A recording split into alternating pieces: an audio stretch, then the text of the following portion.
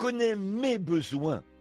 Il s'est souvenu de moi. Et là, il s'est souvenu de moi comme je me suis souvenu de lui. Et je sais qu'il vit et qu'il a fait jaillir ici, dans le désert, ce puits. Oh, pourrions-nous appliquer cela en ce moment, dans un message d'une heure, à ce jour-ci maintenant, un jour où le désert des églises, des dénominations et des prédicateurs d'un évangile social et des modes du monde se sont infiltrés, ont formé des dénominations et se sont séparés. Et de penser que subsiste encore ce soir le puits de celui qui vit et qui me voit. C'est ce que ce souvenir de Christ devrait signifier pour l'adorateur. Oui, oh, elle avait été mal comprise et rejetée. Jésus a dit, quand il était ici sur la terre, « Je suis les eaux vives, je suis les eaux de la vie. » Et je veux exprimer une autre petite pensée qui me vient à l'esprit. Quand Jésus est passé en jugement, et ce, dans le seul but de se moquer, par Pilate l'avait renvoyé à Hérode. Eh bien, Pilate n'avait pas à faire cela, vous savez, et il avait essayé de s'en laver les mains. Mais une fois que c'est sur vos mains, vous êtes obligé de prendre votre décision.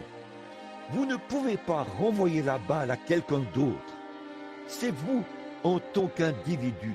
Mais on l'avait renvoyé à Hérode juste pour se moquer de lui. Parce qu'il avait toute une réputation de faiseur de miracles et tout. Et il était un indésirable dans l'Église.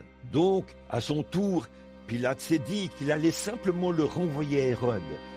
Et que ça aiderait peut-être à faire cesser la vieille rancune qu'ils avaient l'un contre l'autre. C'est ainsi qu'on a traîné Jésus dans les rues et les places, jusqu'à ce qu'il se retrouve à la cour supérieure, chez Hérode. Et quand il s'est retrouvé devant Hérode, et là, Hérode a eu son unique occasion. À quel point un homme peut-il être insensé? Si seulement Hérode avait su que celui qui se tenait devant lui était l'accomplissement de ce qu'avaient annoncé tous les prophètes hébreux, que se tenait devant lui, ce après quoi le monde avait tant langui et soupiré. L'accomplissement de ce qu'avaient annoncé tous les sages et les prophètes, l'occasion de combler son cœur de pécheur, de grâce et de miséricorde. Quel homme insensé il était! Toutefois, il n'était pas aussi insensé que les hommes d'aujourd'hui qui ont la même occasion, puisque nous avons eu 2000 ans de plus pour accéder à son enseignement, à sa miséricorde. Mais comme c'est insensé, ce qu'a fait Hérode quand il s'est retrouvé devant lui et qu'il n'a jamais imploré sa grâce et sa miséricorde, n'a jamais demandé le pardon de ses péchés, il n'a jamais su que là devant lui, je ne pense pas qu'il s'est rendu compte de qui était la personne qui se tenait là devant lui. Laissons cela pénétrer un instant.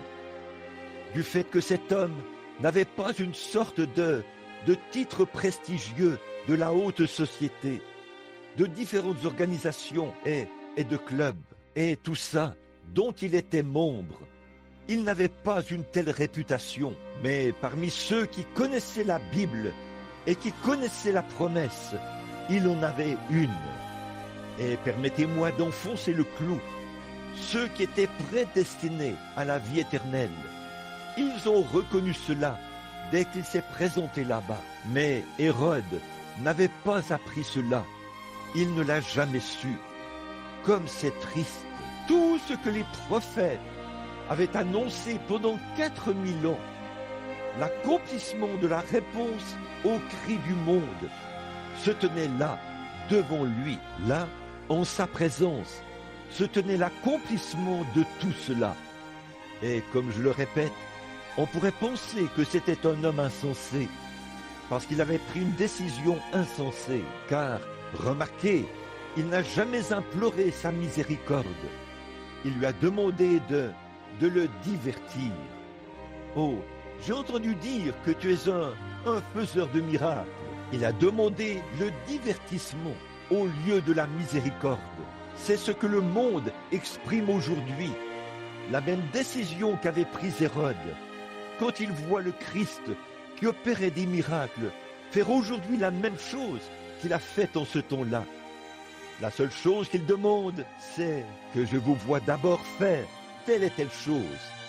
Vous dites qu'Hérode se retrouvera en mauvaise posture. Ce sera pire pour l'homme d'aujourd'hui. L'expérience d'Hérode reposait sur 4000 ans de paroles, de prophètes et de sages. Nous en avons 6000, en plus d'avoir un enseignement supérieur à ce qu'ils avaient en ce temps-là. Certainement, quel résultat! C'est pareil aujourd'hui, la même chose. Qu'est-ce qui s'est passé?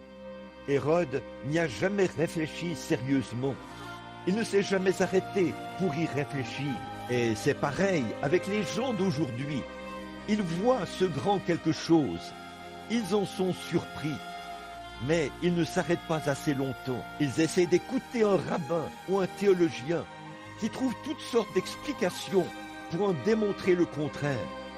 Et pourtant, quand je pense à Jeffersonville, combien de fois ai-je voulu vous prendre sous mon aile, comme une poule rassemble sa couvée, mais vous ne l'avez pas voulu.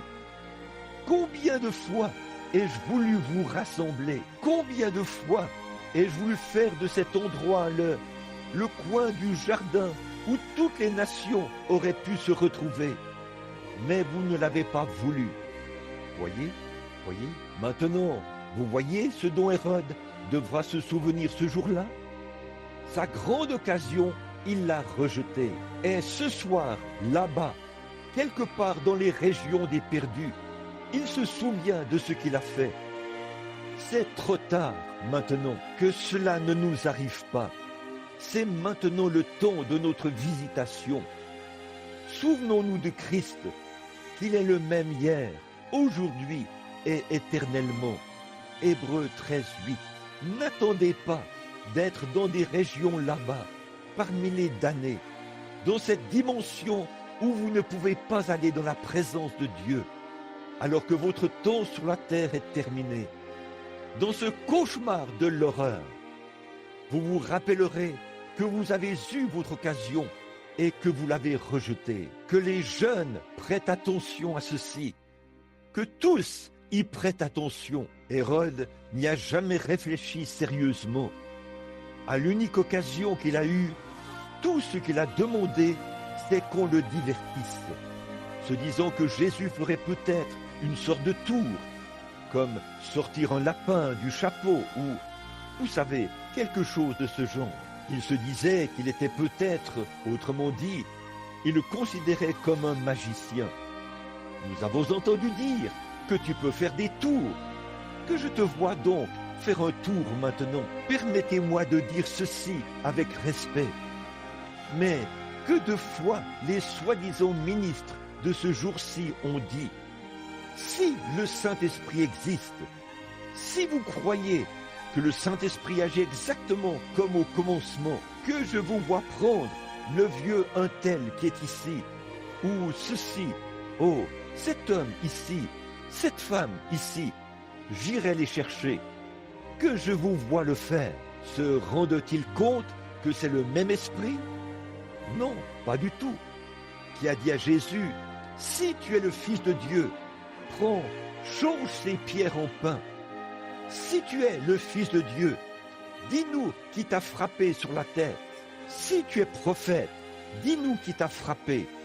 Alors qu'il avait un chiffon sur le visage, il le frappait sur la tête, puis se passait le bâton l'un à l'autre en disant: dis-le-nous si tu es prophète, dis-nous qui t'a frappé, et nous te croirons.